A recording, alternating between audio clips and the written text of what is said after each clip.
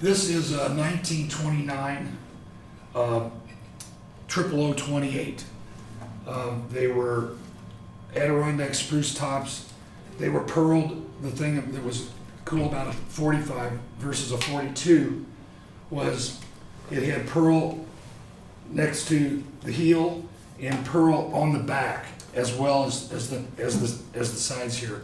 A 42 just had pearl around the top, but there was not much difference in them beyond that. It's got a pyramid bridge, inlaid pins.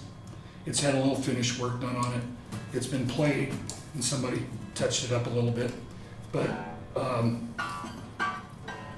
8, 10, 12.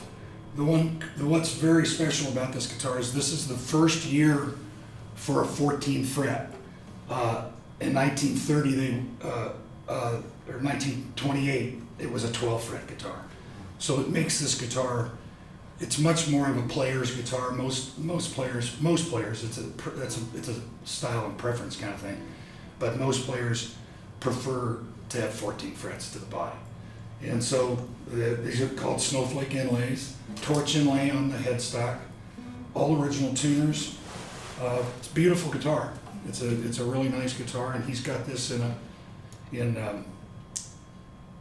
we might have the case, you know that case that we looked at today, that the one wouldn't. Yeah, that wouldn't fit. Yeah, this might be. Okay. And that's an old case.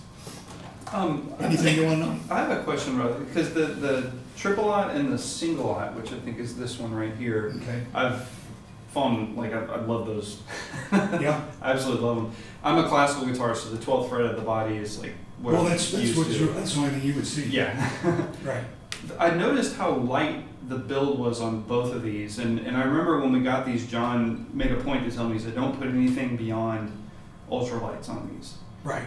And I was wondering, when they built these, was there any consideration or any intention of potentially having nylon strings on them? Or are they always not until 1927, they were gut. They were, okay. Yeah, they call them. They went to the heavy bracing, so they changed these are X braced.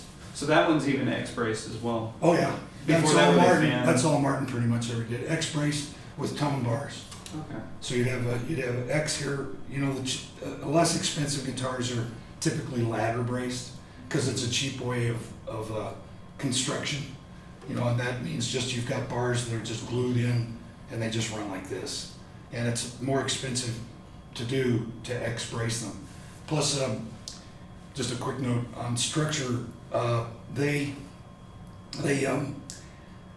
is a flaw in an X bracing on a guitar in that ladder bracing just sturdies the top. It's pretty much just like gluing sticks on the inside like this. It just holds it in place because you know that there's tension. And so an X brace going like this, where the placement of the X is what will have to do with how much this bridge will pull up and maybe pull the top up, which is a common problem. Mm-hmm. And Martin changed the they went to moving, they call it forward bracing. They moved it back. So they moved the X forward bracing. You can stick your finger in here and feel the X right here. They moved it back in 39 because they were having a lot of guitars come back to the factory because the X crossing up here didn't support the bridge. No. And so they moved it back, but it hurt the sound because this is like a drum. I've always looked at it kind of like a drum, and you want the top to be doing this. Right. And if you pull that X back to this position, you've now solidified this area. Right. Structurally, it's more sound. It's more. It's lower maintenance and not going to be returned to the factory for work. Right. But it definitely, everybody wants forward braced guitars. So in 1940, they went to the back bracing versus the forward bracing.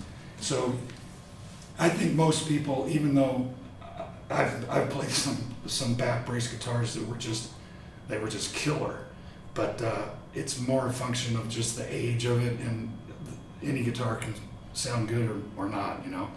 So back bracing isn't so bad.